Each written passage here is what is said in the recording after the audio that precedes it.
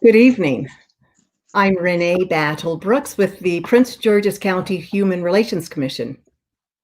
It is such an honor to welcome you all here tonight as the Prince George's County Memorial Library CEO, Roberta Phillips, joins best-selling author Jason Reynolds in conversation. Mr. Reynolds is the Library of Congress's National Ambassador of Young People's Literature, is the author of such books as Long Way Down, the best-selling track series, When I Was a Greatest, All-American Boys, and Stamped, Racism, Anti-Racism in You, a remix of the National Book Award winning Stamped from the Beginning with Ibram X. Kendi. His writing has won numerous awards, including the Edgar Award, the John Newbery Medal, the NAACP Image Award for Outstanding Literary Work, and more. While it is a thrill to welcome an author of such caliber and gift in conversation, it is particularly exciting as Mr. Reynolds was raised right here in Oxon Hill, Prince George's proud. His books are an opportunity for young people to see their experiences reflected. They also serve as an entry point for the conversation so many of us are having on an adult level about equity, about race, and about understanding. Our work with the Human Relations Commission is centered on equity, on ending discrimination, and on building relationship between diverse groups of people. And Mr. Reynolds' work centers those same values and efforts. They both provide an opportunity for readers to read about people like themselves and to read about the lives of others through dynamic and engaging literature.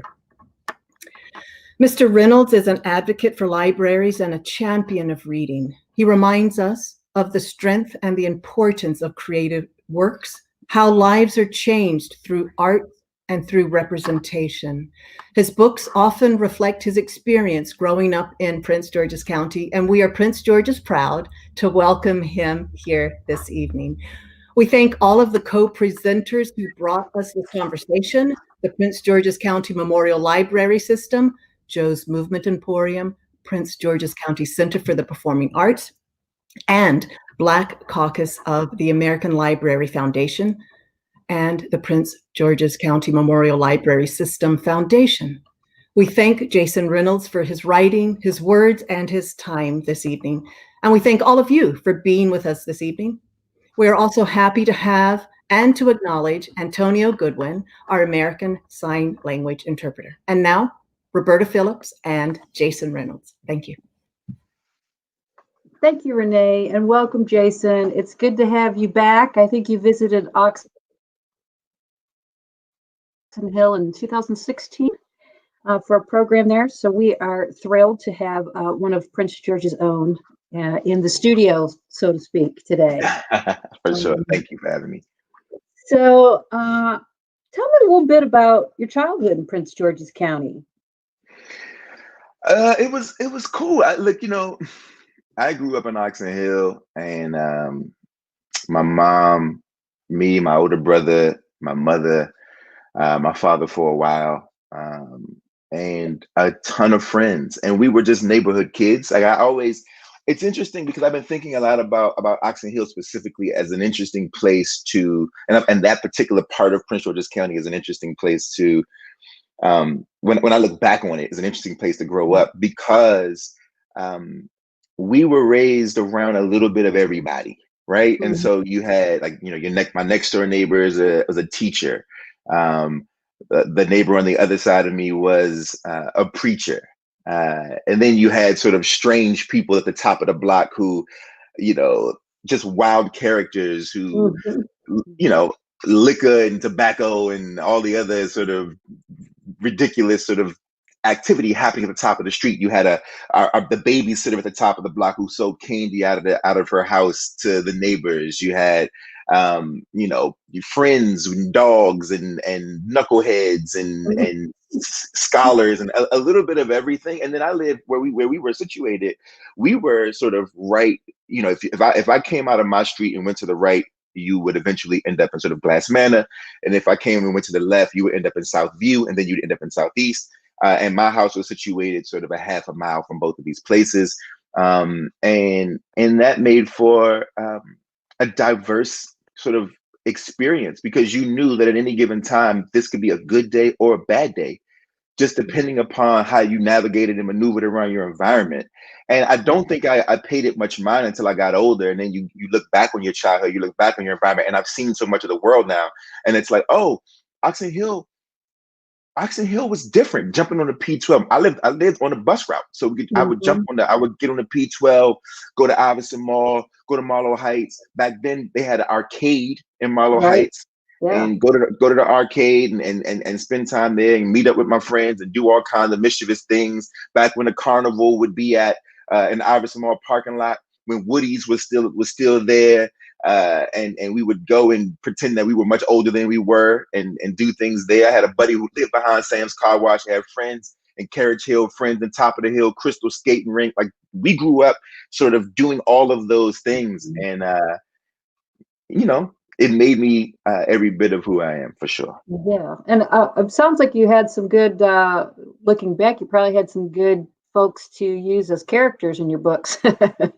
Oh yeah, everybody in the books. I mean, all of that stuff. I mean, if anybody's read, the track series, you read Ghost, and I mean, I reference Glass Man, I reference Barnaby Terrace, I reference, I think As Brave as You, I think I named a character Barnabas Saint, after St. Barnabas Road. I think about Rivertown, and we used to walk to Rivertown and hang out at Rivertown, hang out at Birchwood City, back when there was, I guess, the rec, there used to be a rec center right there. We have Go-Go's in Birchwood City, or crossing the line and going to Raleigh Place on the south side, Southeast DC, or going to Riverview Terrace and Glass Manor and dealing with all that stuff. Like, I write about all of those things because, that stuff is woven into the fibers of my upbringing. Sure. Yeah, that's cool. I am living in Brandywine now, so I'm not too far away. The southern part of Maryland. Sure. Yeah, that's cool. So Prince George's County is facing a lot of challenges, like every community, with COVID, and we have a thriving and beautiful community, and I'm really proud because we have come together so wonderfully over this crisis. What do you think makes Prince George's County special within the DC area and national? I think a few things, okay. So I'm always curious. So I think there are a few things that make Prince George's County special, right? There's the obvious thing that everybody talks about, which is like, wealthiest Black community in America, and I think that's an interesting thing. And I'm going to get back to that in a second, because there is something I do want to address a little bit, but I want to come back to that. But the other thing I think is sort of location. I think Prince George's County is just, I think the location of it has a lot to do with it as well. Sort of how it's sort of situated on the map. I think the way that it bleeds into Virginia is an interesting sort of pocket. The way it bleeds into DC is an interesting thing, right? And even sort of the way we have sort of direct channel directly into the vein that leads us to Baltimore and up the corridor, right? All of these things, I think, matter when it comes to this particular county, that I don't think we give enough credence to. Like, location is a really big thing, right? So I think that's a part of it. I think that the diversity of it, and this is the part that I really want to kind of address. I am curious because when I was growing up, and something I don't hear people talk about that maybe we should talk about more often, and I think it makes the area really special, but I also think we're afraid to talk about it because I think we think it'll make it less special. There are a lot of differences in the county. When I was growing up in Oxon Hill, and you can ask anybody from my generation, if you were in Oxon, if you were in the Hills or Heights, you were having a very different experience. And what I mean by Hills and Heights, I mean Oxon Hill, Temple Hills, Marlow Heights, Capitol Heights, District Heights, Forest Heights, right? If you were in these pockets, we were having completely different experiences. So much so that most of us didn't go above exit 11. I didn't go above exit 11 until I was in high school, and didn't do that very often either, because in high school I had friends who lived in Largo, but before that, we never went above exit 11. Either you were going south into the city or you were stopping at exit 11, because everything seemed to change once you crossed over that line. And what I mean is, it seemed that unless you were going down Indian Hair Highway, which is Tantalian, Accokeek, and that sort of area, right? And that was different. But for the most part, the hills and the heights, it seemed to me back then that the hills and the heights were having different experiences. When I started going into Largo and Greenbelt and Lanham and Bowie, it felt different, right? It felt more affluent. It felt like there was more space. It felt newer. It felt even when I think about the schools, right? When I think about Roosevelt, right, and then I'm thinking about sort of Oxon Hill and Potomac when I was growing up. When I don't know what these people are like now, right? But when my older brother was at Potomac High School, it felt different. Even when I think about the libraries, right? Like looking at Oxon Hill Library now, of course, it's beautiful. But when I think about Oxon Hill Library and I think about some of the libraries that I saw across, like further up the Beltway, there were differences. And so that's not something that we have to be afraid of and like ashamed of. I think it's something that we should celebrate. Like Prince George's County and all of its sort of grandeur and glory, the truth is that it's more diverse than people think it is economically. Right, economically, and we keep saying it's got all this Black wealth. Yeah, but that Black wealth is concentrated in small pockets of the county. But if you grew up in the hills or heights, and for those of y'all who know what I'm talking about, you know what I'm talking about.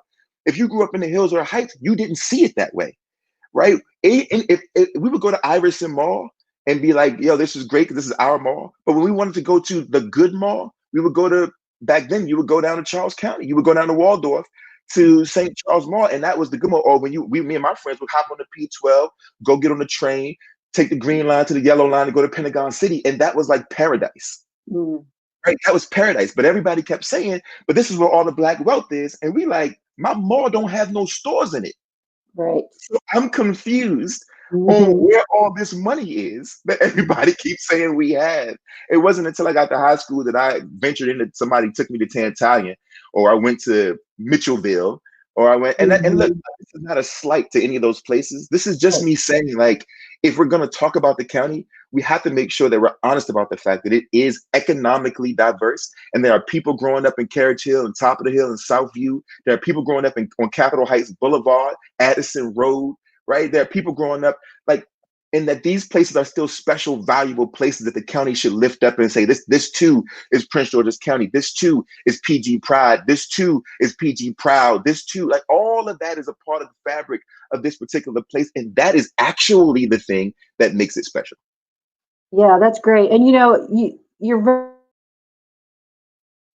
very right. I can see that in, we have 19 races, and each one of them has their own personality, their own community feeling, their own vibe. And so I agree that we need to elevate all of them and not the ones that are just in certain pockets. So I applaud you for that.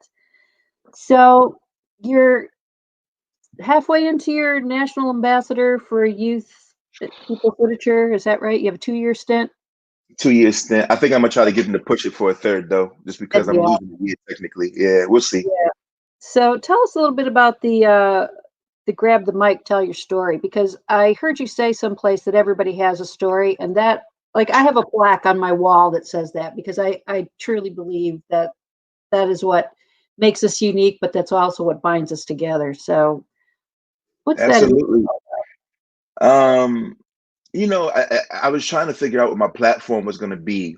I think with any kind of laureate position, with any kind of ambassadorship, the expectations don't actually ever change, right? So if you're the poet laureate, right, and this is a part of the laureate system, the work that I'm doing, your expectations are to proliferate the love of and access to poetry, right? That's your job as a poet laureate all over and if you have a national position, it's to do that nationally, right? I saw my one of my dear mentors and buddies, Sister Joy Alfred, who is the laureate for this county, and I saw her name pop up on the screen, and I want to say really quickly that I love you and thank you for all you did for me when I was a child. But my position, this national position, is no different in that my job is to proliferate and try to figure out ways to create access to young people's literature nationally, and to encourage reading and writing amongst children. Mm-hmm. But the truth of the matter is that the one thing I know about children is that if you tell them to do something, it does not make them want to do it anymore. Right. So if I'm a young person who does not like to read, and some stranger, or maybe not a stranger, if Jason Reynolds shows up and says, hey, you got to read, it doesn't make me necessarily want to read anymore. Like it doesn't necessarily change my life.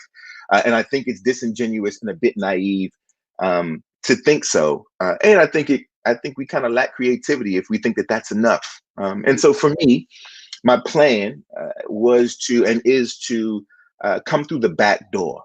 And what I mean by that is, instead of me sort of only focusing or solely focusing on the stories that exist outside of us, I wanted to focus on the stories that exist within us. Because I think once we realize that we actually not only can have a relationship with an external relationship with literature, that we already have internal relationships with storytelling and narrative, because we're alive, we're human beings who are a part of our own stories, a story that is being unfolded and told every single day.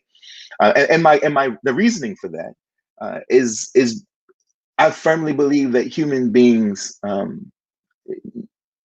are always looking for that which is recognizable before they can see the things that are unfamiliar. If I could tap into the thing that is familiar, then all the things that are unfamiliar are less frightening. And so if I could figure out how to get young people to grab a hold of the stories that they have themselves, no matter how boring or mundane or banal they think their lives are, if I could get them to see that, no, your life is there, this is a story that you have to tell, then presenting them with other people's stories won't seem so strange. It won't seem so foreign. It won't seem so burdensome, because now they understand that they too have a story to tell, right? Like it's easier to love when you love oneself, right? It's easier to love everybody else, right? And oral storytelling is where it all started. So, There you go. One of the things I'm hoping to do with one of our new locations too is to start to really capture oral storytelling, the stories of some of our elderly folks who have great stories to tell, and how do we capture those so that they, can live on. So I think that's amazing. How can kids and families get involved and grab the mic? You know what? Right now we're working on it. We're actually getting ready to roll out a whole platform right now. Because actually, I was just looking right before I got on the call. I was going through all this paperwork and looking at all the new literature and the documents that we're getting ready to release to the public, because we've had to pivot, right? And so it used to be the plan was for me to sort of be everywhere. I was supposed to travel and tour. I was, quite honestly, the plan was also to focus on middle America and rural America primarily, because I think that we underestimate poverty, right? We think we know poverty. If you live in a city, you know poverty, but you don't know rural poverty. It's a very different thing. If you live in a city where you could walk down the street to the store and you can put $1 on the counter and get a bag of chips, then there's somebody got it way worse than you that's living in the middle of Arkansas, living in in Southern Illinois, living in Montana, Minnesota, and Dakotas, and Iowa, and Nebraska. And I've been to all these places and I've seen it with my own eyes. It's a very different kind of destitution. It does not mean that the people who live there are less than, nor does it mean that the children who live there deserve less than what the children who live in DC and New York and LA and everywhere else. And so I wanted to really focus on those young people and to show up and to say, listen, the whole country thinks that they know who you are, right? Especially if you live in a coastal city, we really believe, especially as we approach an election, right? We really believe that we know who the middle of America are, who Appalachia is, what it means to live in the mountains, what it means to live in the plains, what it means to live amongst the oil rigs. We really believe that we know everything about the folks that live there. And it's because we believe that we know, it's because of that sort of arrogance that we do nothing to help solve the divide. Now, I ain't got time to deal with the adults, right? That's not my place. And at the end of the day, I'm not willing to waste energy on that. But these young people deserve for someone to show up and for me to say, instead of me assuming I know everything about you, you grab the mic and tell your story, right? You let me know what you love about growing up in Seward, Nebraska, right? Tell me, because I can come here and I don't know anything about the place. I know there's more cows than people. I know that the Corn Huskers play at the big stadium and everybody in this town goes there, right? I know that's all I know. There's a special salad dressing you all love that you made in this town. I know that. And you know what a young person told me when I was there? A young person said, well, did you know that we have more refugees here, that we house them here in a safe place than any other place in this country, that we are carrying the load of the Syrian refugees, and that it's wonderful, and that they're healthy, and that they're having wonderful lives and getting a decent education, and they're working here, and there's no problem, there's no prejudice. It isn't what you think you see on television. And I said, I did not know that because I'm being ignorant. And I'm assuming that I know everything about this little podunk town, when the truth is they're leading a progressive fight to make sure that people have a safe place to live as they run from war-torn countries. Imagine if we could get that documented in the oral tradition through audio, through video, through literature, and we can get a new history, a new sort of oral and written history of the middle of America told from the mouths of babes. That was my goal. That's awesome. Yeah, I worked in a very rural county in South Carolina, so I know exactly of what you speak. It is like nothing else you've ever experienced. And just driving in the cotton and not seeing anything for miles and miles and miles. And, there's kids out there, right? So yeah. My mother comes from a town. My mother comes from one of those towns where there's nothing. We go every summer. We used to go down there. There's nothing there. But I have cousins who grew up in that environment. And I look back now and I'm like, man, if I could be me today and go back and see my cousins and say, let you tell your story. Like, you let the people know what it's like to grow up in Springfield, South Carolina, Nices, South Carolina, population, right? Like one stoplight town, right? Like, be amazing. Yeah, well, that's great. And PGCMLS is here for you, and whatever platform you want to spread the word, we are partners. Just know that we're here with you. So I took a lot of copious notes, reading stamped. I mean, this book is not a history book. Where was this when I was teaching? Where was this when I was growing up in Detroit and not knowing this, not learning it until this year? I mean, that's egregious to me. Yeah. But that makes us think about what kind of reforms need to happen in schools, and you talked a little bit about a good school is a good school, right? It shouldn't matter where you are, whether you're in Middle America, whether you're in Prince George's County, DC, LA. Everybody should have the same equity in education. So how do we do that? What's the secret? What's your thought on that? This is something that I wish I had a sufficient answer. I don't. It's such a weird thing. No matter what our political leanings are and all of the baggage that adults seem to carry around because of whatever schools of thought they've attached themselves to, the one thing that we all can agree on, our one vested interest, is children. Mm-hmm. Right? It's the one area that no matter who you are, where you from, what you got going on, and what you've been through, and how much money you got, all of us can agree that every single child deserves a shot. Every child, no matter who you are, what you look like, what you've been through, who your mama is, every single child deserves a fair swing. And so because of that, it becomes more sinister and criminal that the school system is inequitable, right? Mm-hmm. If we all can agree that children deserve a fair, all children deserve a fair swing, which no adult will refute. You could ask anybody. You could ask the worst human being alive, and they'd be like, "Oh no, the children should be spared. Right. The children should be spared, right?" Yeah. Then I can't help but believe that it is duplicitous, that it is sinister and criminal for there to be inequity in the school system. I can't help but feel that way, because if it wasn't that way, if it wasn't supposed to, if you don't want me to believe it's intentional, knowing that I know that we all agree about the vested interest, I'm not exactly sure what else I don't know what else it could be, right? So my question always becomes, well, how do we change? I don't know. I know that we gotta rework the idea of testing. We have to.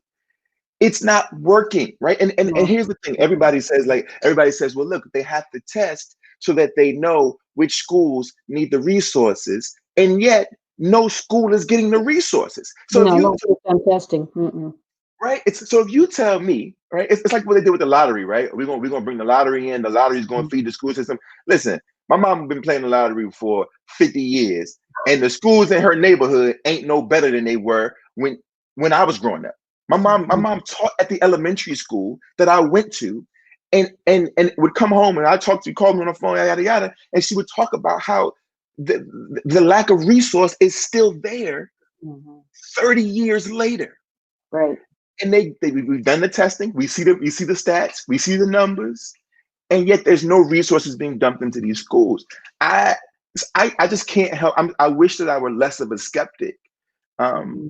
But the truth is that knowing the history of America, it's really hard not to believe.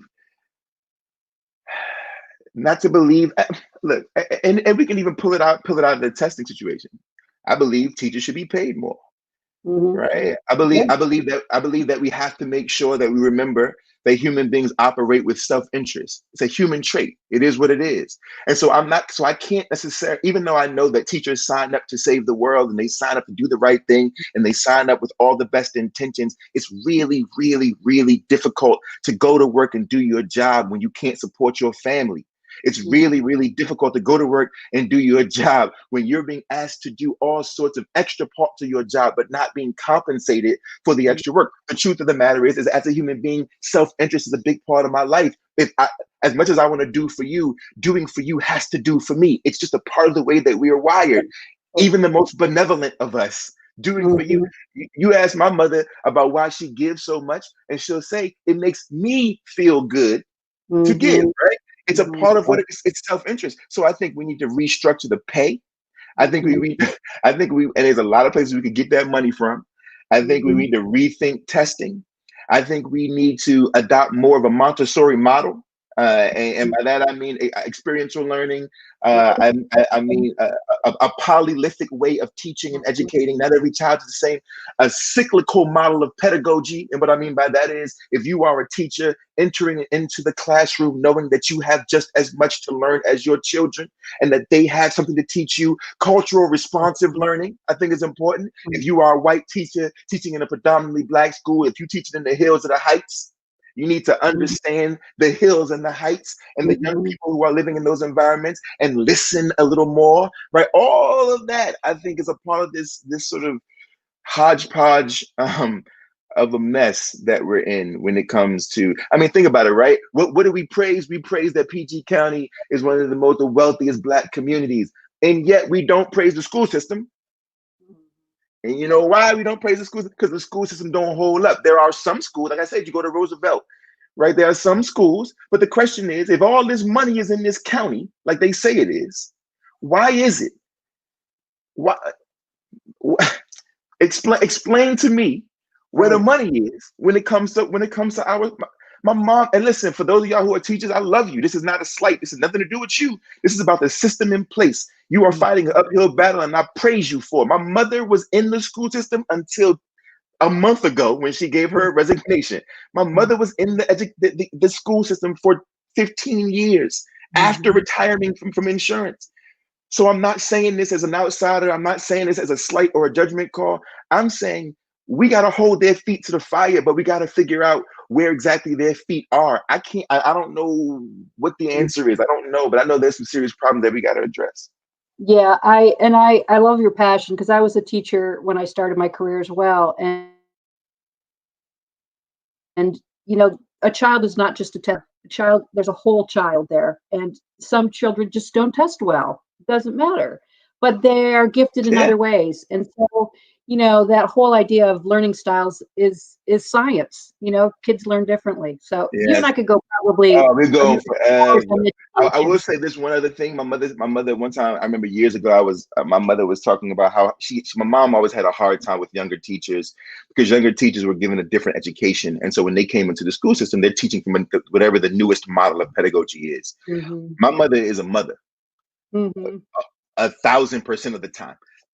and even if she didn't have kids of her own, my mother, the way that she is, the way that she operates is if a child is acting up in class, you don't discipline the child before you ask the child what the matter is. Mm-hmm. Right? Before I go to punishment, let me go to personhood first. Mm-hmm. What's the matter? And then most of the time, if a kid says, "Oh, I haven't eaten, my mama, we didn't have food in the house. My parents have been arguing all night, and I'm just tired. I got a headache." And my mother can then humanize the child and say, "Well, look, we're not supposed to give you food, but my mom was teacher jail. By the way, we should probably go with teacher jail too. That's a whole other thing. Let's change the subject because now I'm gonna get mad because I think about teacher jail. I think about all of that. How do you jail a teacher for wanting to do their job? If my mother said that this might be the only hug this baby get all week, and I get all the laws and I get all the sort of boundaries. I get it. I promise you, I understand the safety of children. I get it. But I also know that it is just as unsafe for a child to not know love. What are we supposed to do? Right. And kids come up and hug you when you're a teacher. That's just natural. So let's move on to stamped, because I know this could be a great conversation, like I said, for hours, because I'm always I've been an educator my whole life, and I always will be. So, you talked in your book about the church bombing in Birmingham kills 4 young girls. And you talk about all of this, and then I think to myself, fast forward 57 years. In May, we're killing George Floyd. And I'm just like,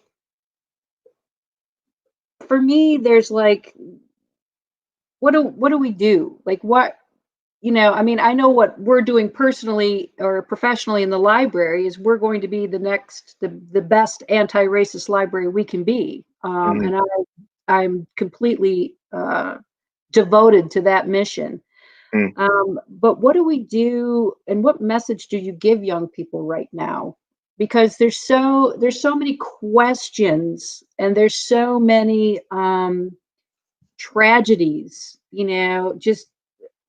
2020, let's face it. I mean, I don't know how it could get any worse, but yeah, let's knock on wood that it doesn't. But what do you tell kids? What do you tell them, if after 57 years nothing's changing? Like, I want it to change. We all want it to change. Most of us watching this program want it to change. So what do we tell young people? What's our message for them? Be not afraid. I think for me, my message to young people is that things haven't changed because we haven't changed them, right? Which means that young people can change them. Young people can change it, right? We speak about these things with such passive language. But if we were to speak about these things with active language, we would have to say we have not changed things, right? Passive language says things haven't changed. Right. Active language says we have not changed things, right? And I think we have to make sure that we're raising young people to be active speakers, active leaders, active livers, right? They have to live actively. Life cannot happen to them. They have to live it, right? And that's the reason why books like Stamped and even just the concepts in Stamped are so important. Why is anti-racism or even the concept of anti-racism important? Because it adds new language to a thing, right? It adds new language. And if language is the cornerstone of culture, which it is, every anthropology on earth will tell you that language is the cornerstone of all cultures. Then if we can change the language of a culture, then we could technically change the culture. So if we think about the culture of racism in America, if we can figure out, by the way, this has happened before in the opposite way, right? Prime example, instead of calling a person the N-word, you call a person a thug. And if we can change the language by calling the person a thug and not the N-word, then it could change the culture of racism into something more covert. Simple as that, right? So if we change the language again by saying no, anti-racism is a thing. Segregationism and assimilationism are as language that we use, right? If we can sort of lock that into the lexicon and the psyches of our young people as they get older, the way that they will discuss race is using these terminologies and the definitions attached to those terminologies. And that in and of itself will move the needle slightly. Now, it's not enough, of course. It's going to require action and movement and work and these things. But if you can identify a thing and call it by name, then you can begin to change it, right? Another prime example, I'm in spaces all the time, right? All the time.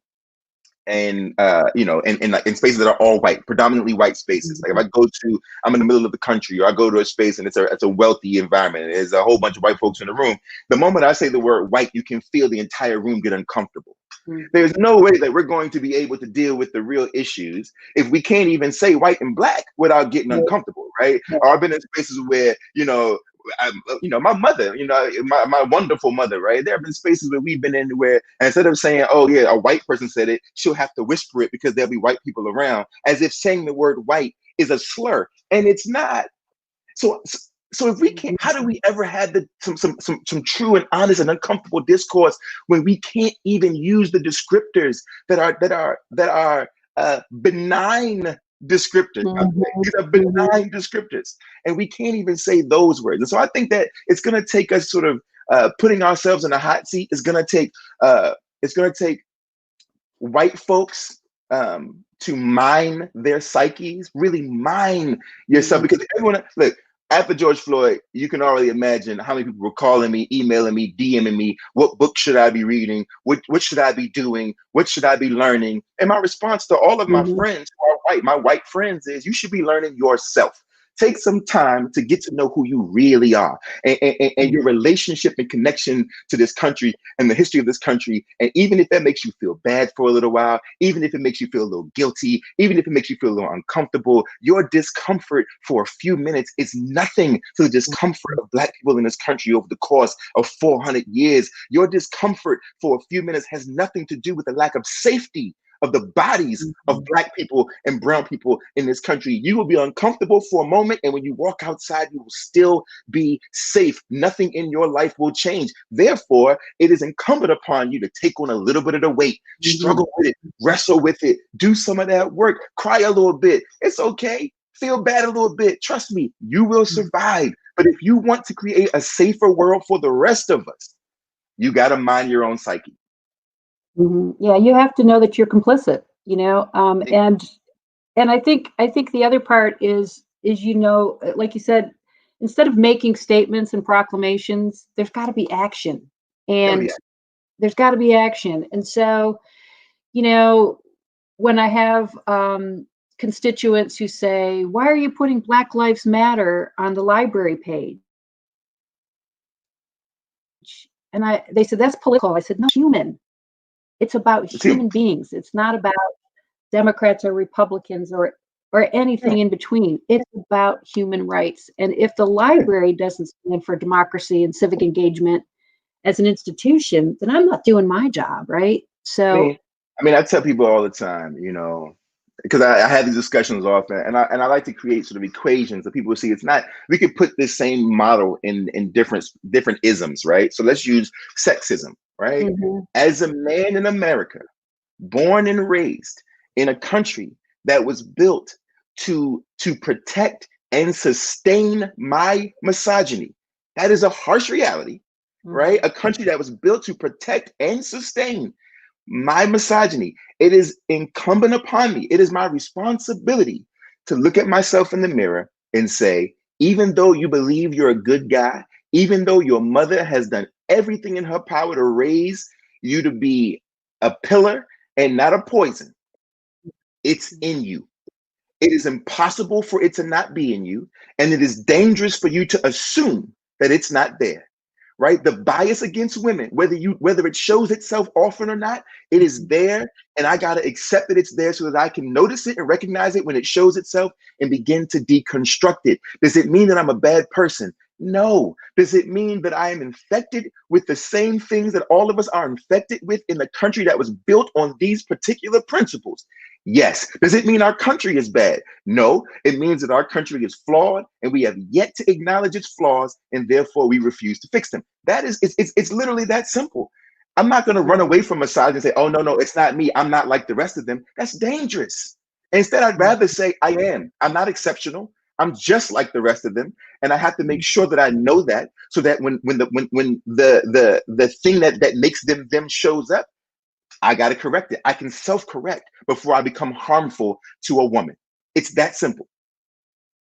Right. Yeah, that's a good analogy, I think. And I think it's, it's important to think about all the isms, like when you start talking about people's ability to pray and worship the way they want, I mean, yeah.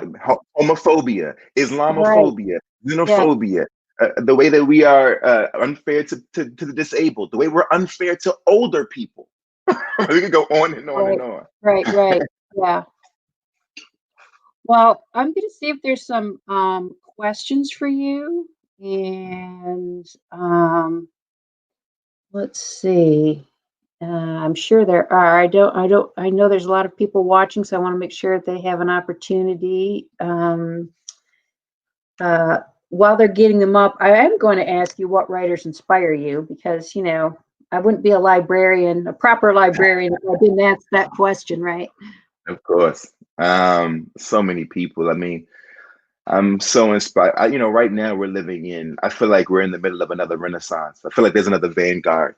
I love Jesmyn Ward. I think Jesmyn Ward is the greatest writer of our time. And I just love her. I just love her work. Yeah. I love Kiese Layman, who wrote Heavy. I just think he's a master worker when it comes to words. I love Ya Jassy. I love Colson Whitehead. I think, like, in the children's world, I love Christian Robinson, and I love Danielle Clayton and Jackie Woodson, and I mean, I love what Jerry Craft is doing. I mean, there's so many people. I mean, in the adult section again. I mean, in nonfiction, I love Morgan Jerkins working with what she's producing. I love, I mean, Isabel Wilkerson might be like one of the greatest, I guess you call her a historian of our times. I love, I mean, I just think we're living in a special time. I feel so fortunate to be working in this time. And I think, when I was a school librarian, I struggled to find books that show diversity. And now I think our children's literature is getting so much better and so much richer and so much more diverse. And, I used to laugh that all my favorite authors were Sharon Creech and Sharon Flake and Sharon Draper. Yeah. And I, back when Words with Friends was a thing, I could never beat Sharon Draper. We were pals, and I could never beat her. She's one of my close dear mentors, Sharon Draper, and Sharon Flake, and Sharon Creech. Actually, all three of them. Three of them are very, very close to me. When she wrote Out of My Mind, that was like one of the best books I've ever read. It's just, and when Sharon Creech wrote Love That Dog. Genius. Oh, Love That Dog. Yeah. I use that incessantly. Okay. I'm trying to see. Oh, how can I convince young men in my high school to read Stamped? That's our first question. Oof. It's always tough to convince the young brothers to read anything. But I will say, one, never underestimate the power of a positive. Exactly. One, never underestimate the power of a positive image. Show them what I look like. First and foremost, it's so important. You wouldn't believe it. Show them what I look like. Pull up some interviews when I'm on Trevor or any of those TV shows, any of that stuff. Show them what I sound like. And then let them know that this is the dude who wrote this, and he wrote it specifically with them in mind, so that when they see the language or even read them a little bit, or play the audio book, by the way, which has music. It's super interactive. I mean, it's amazing. And so don't shy away from the audiobook either. And you can kind of go in tandem with the audiobook. And I think that though all of those things together you can't lose. And I used to do that when I was a school librarian. I used to call it ear listening, but I had some kids who struggled with reading. So we would listen to it and read it at the same time. And man, they just were like, they were in. Or graphic novels is another great way to start. And Exactly. we know that that your book, Long Way Down, is going to be a graphic novel, correct? Comes out in a couple of weeks. So that's going to be Weeks. absolutely awesome, because sometimes people want to see pictures, you know, even adults want to see pictures. That's a visual for them. You know, America is one of the only countries that doesn't put pictures in their young people's books. So like if you go to in Europe, they put pictures in the books in high school. In Asia, they put pictures in the books in high school. Like it's a very American thing, you know. Yeah, it's ridiculous. Yeah. Our next question is, how has Mr. Reynolds had to navigate racism in the writing and book industry? Oh, oof. Well, you know, I'll tell you really quickly. And this is when I talk about language and how language can change the way things look in terms of overt and covert racism and the culture of racism in different spaces. When I got into the industry, I got into the industry a long time ago, but when I got back into the industry in 2000, I don't know, I can't remember now, 6-7 years ago, When I Was the Greatest was going to come out, nobody wanted the book. So like no publisher wanted to publish this book about these little black boys. Because at that point, there was only Walter D. Myers writing about black boys. Really, he pretty much owned the space for 30 years. He pretty much owned the space. And Christopher Paul Curtis. But Walter D. Myers primarily, in terms of writing like gritty, sort of, you know, very sort of tough stories. So they were like, no, we don't want it. And Walter had just passed away. Or Walter was about to die soon. And no one wanted it. And so then when I finally get the book sold, and I was grateful, they didn't give me a publicity plan or marketing plan. They expected me to go out and sell this book on my own. I had to pound the pavement. Right now, my colleagues, I'm fully aware that they're getting marketing plans and publicity and promotional plans, and their touring is different and all of this stuff. And so I make up in my mind that, and this is the way racism shows itself, because it isn't always the people inflicting it on you. It's about the people before those people who inflicted it upon you that sort of causes you to sort of overcompensate because you have to create shielding for when the racism shows itself. So what I decided to do was I said, I'm going to write so many books in such a short amount of time that I'm going to force Simon & Schuster's hand. I'm going to force them to keep the door open and keep sort of publishing me, because they won't want to let me go and risk losing their investment to some other publisher. Right. So before When I Was the Greatest came out, I had already written and sold Boy in the Black Suit and As Brave as You. And when I Was the Greatest came out, right after that, I started to work on All American Boys with Brendan. And so by the time Boy in the Black Suit came out, All American Boys was going to follow it. But the books were just going to come out. And so what ended up, so if anybody remembers that time, what was happening was every couple of months, there was a Jason Reynolds book happening. Nobody knew who I was, but there was a sort of constant sort of flooding of the market. And the only reason I had to work that hard, I wrote 15 books in 5 years. And the only reason I had to work that hard is because I was afraid that at some point they would say, we can't publish these books because nobody wants them. Of course, in that time, what ended up happening was We Need Diverse Books happen. Walter passes away. Some other books started flooding in, right? The door is now open. Books are coming and coming and coming. And I start winning awards. And suddenly, like the books are working. The schools are taking them into the schools. And the only reason the schools are taking them is because I'm in every school. So I'm showing up, right? So I'm doing 150 days on the road for years, 150 days on the road, moving those books myself. And that's sort of how the Jason Reynolds thing happened. If it weren't for racism, I wouldn't have had to work that hard. I wouldn't have had to work that hard. Well, I love this. This is from Jaden, who's 10 years old. He says, about the book Ghost, was Ghost's father based on a real event? Yes, Ghost, that whole incident is based on one of my best friends. His name is Matt Carter. He grew up in Southeast DC, right across the line. And that really happened to him in real life. His mother's boyfriend tried to shoot him when he was a little boy, and they ran and they hid in the corner store. So that is based on a true story. Jason, what are your thoughts on how to help young kids to write from their passion when English teachers in school often make them feel they cannot write well or use language well? The English teachers in school should not do that, right? Ultimately, I think that, look, we have to keep joy at the forefront. education, where we miss is that we forget that learning is supposed to be joyful. It's supposed to be fun, right? And what I hear is adults say, well, everything in life ain't fun. Sure, but the kids got the rest of their lives to be miserable like you. You might as well make this part of their lives fun. That's the reason Stamp is written with humor and all. Like, imagine if every textbook was written like Stamp. Right. Yeah. And so to the teachers, I would say, look, I know we gotta teach them the rules, but also let them know that we're only teaching them the rules so that they can learn to better break them. What I do sometimes, and I think this is cool, it's something that teachers, if you're watching, if any teachers are here, you should use this in your class. I think it does wonders for this particular question. Translation work is your friend. And what I mean is, what I used to do is I would say, look, we're going to translate a Shakespearean sonnet.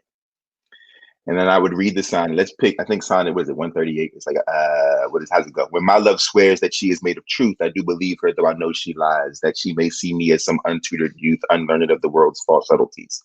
And then you tell a young person, take that and you translate that into quote unquote standard English, which is a whole other conversation we can have at a different time, into standard English. And then they say, okay, when my partner tells me that they're being honest, I try to believe them, but I think that they're being deceitful. Right. And they get, and then you say, now translate this into Oxon Hill. Translate this into your grandma's language. She from Georgia. Translate this into Bright Seat Road. Translate this into Silver Hill Road. Right. What does it sound like? And it's like, yo, whoop, whoop, whoop, my girl, you know what I mean? She tripping and, I don't know what's wrong with her. She says she not welling, but she welling on mothers and like, right? Like you, and you allow for that space in the classroom. And what you will see happen is you see young people emboldened because they get to use their natural tongue. You see young people sort of learning what quote unquote standard English is, which they have to know. And you see Shakespearean comprehension all at the same time. Yeah, that's fun. That's a great way to teach Shakespeare. I never thought about that one. Creative Suitland says, how has your upbringing in DC and PGC shaped your identity and voice as a writer? You know what? The best thing, so when I was 15, that's a good question. When I was 15 years old, I started hanging out on U Street, right? And there was a guy that I used to hang out with named Delonte Mott. Matter of fact, he went to Suitland, funny enough. Delonte Mott, he went to Suitland and he was like a big brother to me. My mother don't think even knew him or knew this was happening, but he would get me and he would take me down U Street. And back then, all of U Street was basically where all the artists hung out, poets and rappers and musicians. And so I'm this 15-year-old kid sitting in the back of these clubs, and I would just get up and read my poems. They would let me get up at the end of the night and read my poems. And what I was able to see was that all the talent, some of the best talent that I've ever experienced lived right here in this city. And so when I left here and moved to New York City, there was nothing anybody could tell me because I had already been battle tested by some of the best artists in the country that no one knew about because everyone was sleeping on our town. And so I went to New York and it took 6 months to get a deal because the kind of sort of moxie and fervor that I had was like, yo, can't none of y'all tell me nothing in Brooklyn because where I come from, I've seen the best already. And y'all say y'all the best because y'all New Yorkers, but y'all ain't never been tested because y'all New Yorkers and everybody just assumes you're the best. Whereas where I come from, you really had to be good in order for people to respect you. And I had people like Sister Joy to introduce me to certain places and different people who could allow me the opportunity to express myself and to get it out. And so I got my 10,000 hours before I was in college. You know. Well, our Fairmont Heights Library has a makerspace and an audio lab, and so we're always, trying to get kids there, tell their stories, create their own beats, the whole thing. And so we'll have to get you over there. I think you would enjoy it. Sure. We have one more question because we're closing in on 8 o'clock, and I'll be respectful of your time.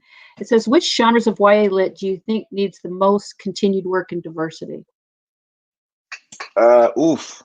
Probably I would say both fantasy and science fiction and nonfiction. We forget that there's nonfiction YA, and it's really, really important stuff.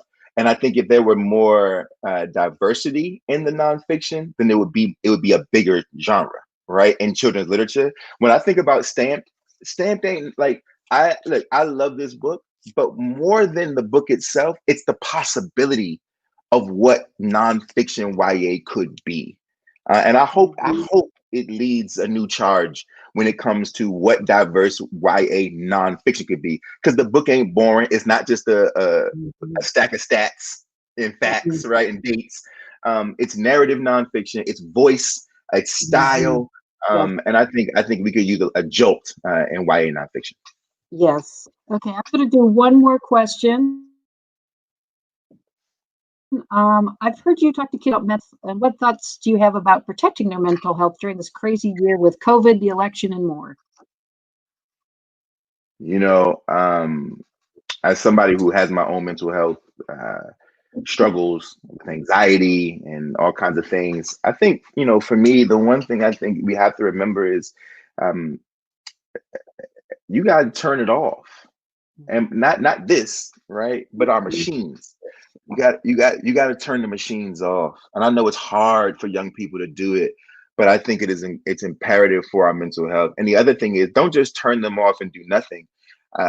Get active. Remember, you have those of us who are fortunate to have working hands. Like I was talking to somebody today, and they were saying how they had started to plant a garden in the back of their home or whatever it is. I think parents, you know, it's a wonderful time to plant some herbs in some pots. You could do that right in your window. You don't got to, right? Like give our young people something to do with their hands, right? Make them move their bodies to occupy, so that they don't have to worry about what's happening in social media and on the news and this, that, and the third. We need to figure out that distraction is not a dirty word. Distraction can be a healthy thing. And I think we need to figure out, and young people have done a wonderful job at distraction with social media and cell phones. It's just about sort of recalibrating and figuring out healthy ways of distraction so that our young people don't have to take on the burden of a world that they did not make. It's very, very important. Yeah, and it's okay to just be and not have to do. I think that's something that us as a society, American society, we're not good at, you know, people say you're doing nothing, like you're committing a crime. It's like, no, I'm just doing nothing, you know, I just want to do it right now. And nothing is something to do, right? Yeah, right. Jason, you have been an absolute joy. We so thank you for your work on behalf of kids and anti-racism. You are welcome anytime. Just give us a shout. We'd love to have you back. I need to do some quick thank yous for this program. It's been sponsored by our library friends groups, Accokeek, Bowie, Hillcrest Heights, Laurel, Mount Rainier, New Carrollton, and Oxon Hill. And it's also made possible through the support of PGCMLS Foundation, Joe's Movement Emporium, the Prince George's Community College Center for Performing Arts, and the Prince George County Human Relations Commission. And also we want to thank the Black Caucus of the American Library Association. And we have many libraries around the state that also participated. Arundel, Calvert, Carroll County, Frederick County, Queen Anne's County, Talbot County, Wicomico, and Worcester County. So libraries love you. Prince George's County loves you. And again, thank you so much for your great work. Keep it up. My pleasure. I love you. I love you, Mom. I know you're watching. I love you, Mom. Okay. Thanks, y'all. Have a good night. Peace, y'all. Bye.